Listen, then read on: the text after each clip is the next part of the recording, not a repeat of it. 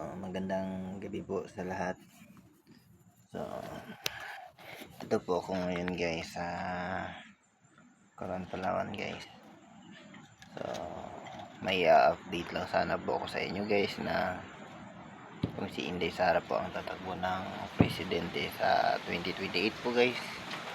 So, kung maaari lang sana, kung pwede lang sana na lahat ng kamay ko na to na pipirma lahat, pati pa ako magpirma.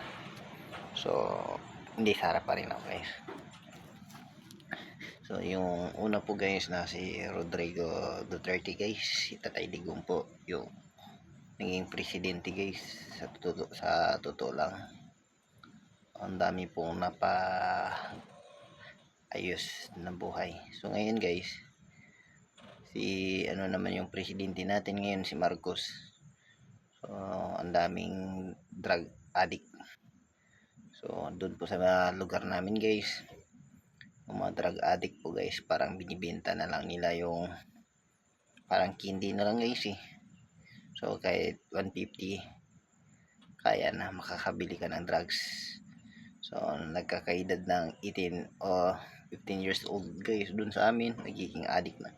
So, yun ang pinakamarami yan. Ang dami ng addict dun sa amin. So, sana po guys, kung si Sara Duterte po yung tatakbo ulit, bubuto ako para magiging tahimik na tong lugar namin guys, yung Balot Island.